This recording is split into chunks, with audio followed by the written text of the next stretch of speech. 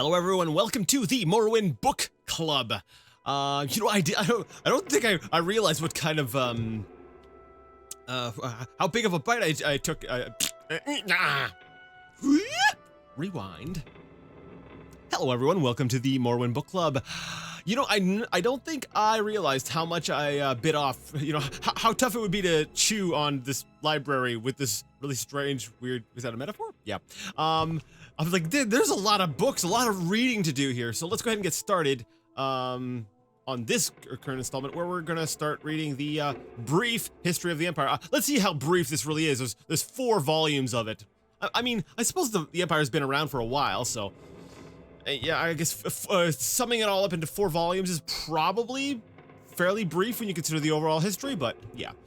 So let's start with brief history of the Empire. It really bothers me that it is on a different shelf than the others. I mean, like, there was room. There was room. You could have put volume 1 right here next to them. So, actually, why? Yes, why would you have them split up like that?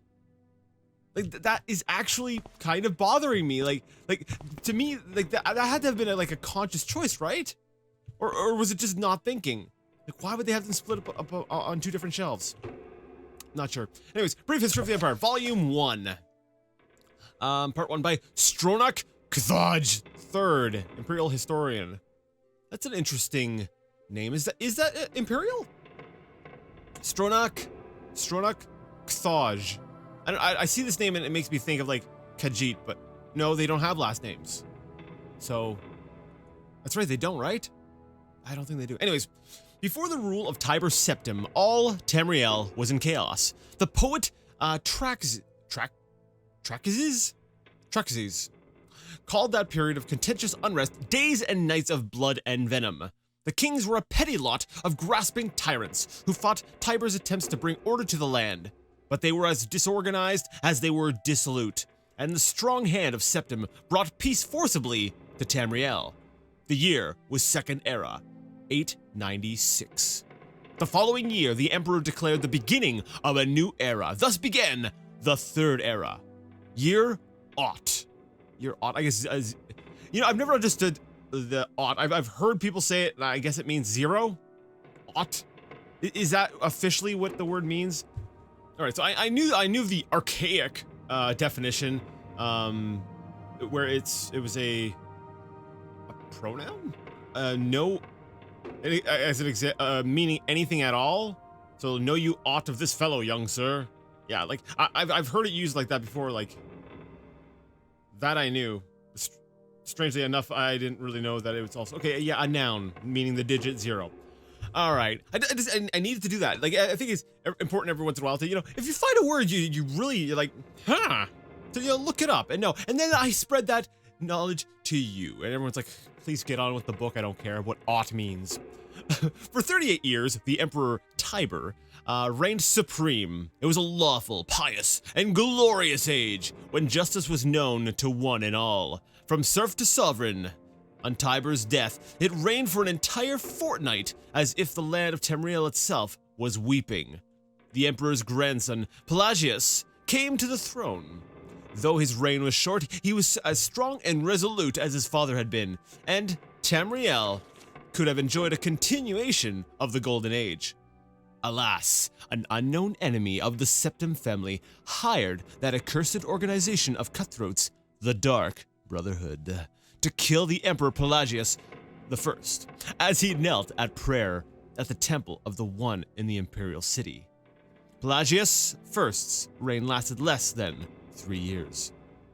Now, Pelagius had no living children, so the crown imperial passed to his first cousin, the daughter of Tiber's brother Agnorith, Kintira, former queen of Silvanar, assumed the throne as Kintira I. That name sounds familiar, actually. Did we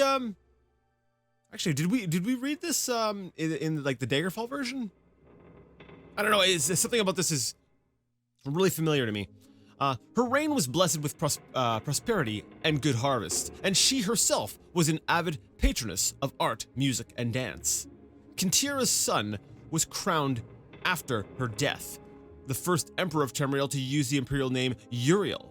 Uriel I was the great lawmaker of the Septim dynasty and a promoter of independent organizations and guilds. Under his kind but firm hand, the Fighters Guild and the Mages Guild increased in prominence throughout Tamriel. His son and successor, Uriel II, reigned for 18 years from the death of Uriel I in the Third Era 64 to Pelagius II's ascension in Third Era 82. Tragically, the rule of Uriel II was cursed with blights, plagues, and insurrections.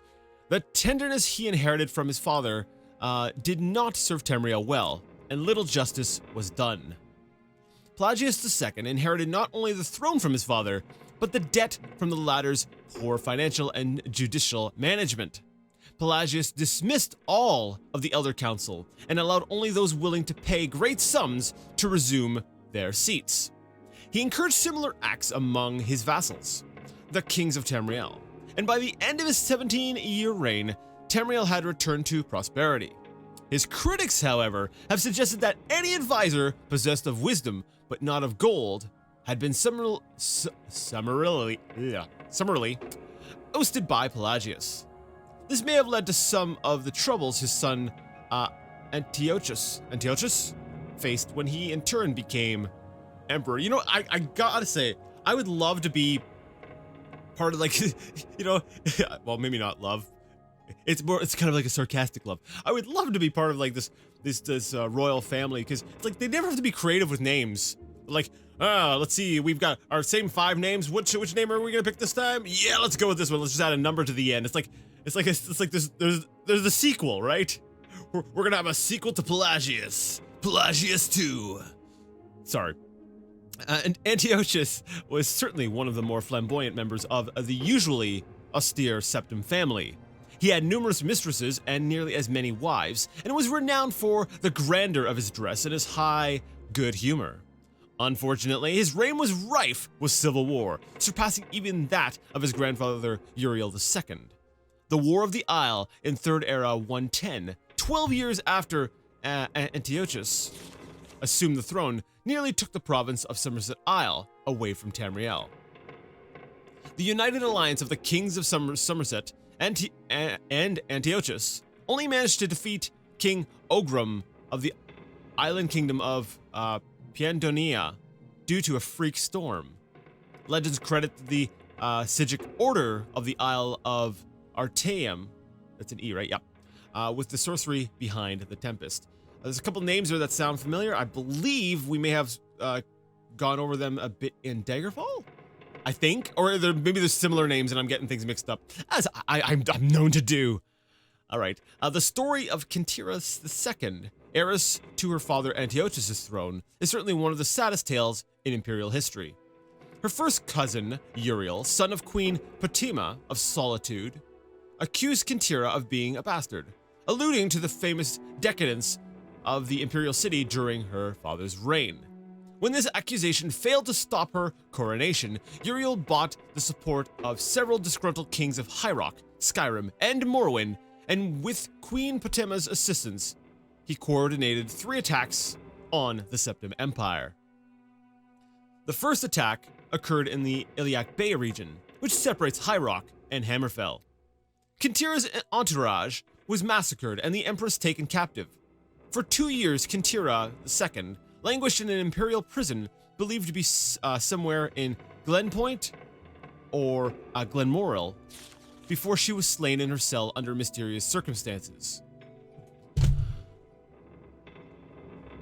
The second attack was on a series of imperial garrisons along the coastal Morrowind Islands. The Empress's consort, Contin Arinx, fell defending the forts. The third and final attack was a siege of the imperial city itself, occurring after the Elder Council had split up the army to attack western High Rock and eastern Morrowind. Now, the weakened government had little defense against Uriel's determined aggression and capitulated after only a fortnight of resistance. Uriel took the throne that same evening and proclaimed himself Uriel III, Emperor of Tamriel. The year was Third Era 121. Thus began the War of the Red Diamond, described in Volume 2 of this series. And volume 2 will be what we tackle next time. But for now, we're done. We done this book. I don't know. I've always found like these stories of like monarchies, like of empires, you know, kings, queens, like where it's passed down through lines. It'd be really tragic. Like they're kind of sad. Like I don't know. They always have like these really sad moments. It's very metal, but like not in the way I like. Yeah. Anyways, that was the volume 1 of A Brief History of the Empire. Tune in next time for us to check out volume 2. If you liked the reading, give it a thumbs up. If you didn't like it, you're like, no, Jason, I hate the way you read books, or you didn't like the book in general. I don't, whatever reason, you didn't like anything. You're like, you know, I don't like that sound in the background. Why are we reading in this like creaky cave thing? Why is it making noises? Anyways, if you didn't like the ambience, give it a thumbs down. But either way, let me know what you thought in the comment section. And next time, we're going to read A Brief History of the Empire, Volume 2. And until that time, I'd like to ask you all to game on.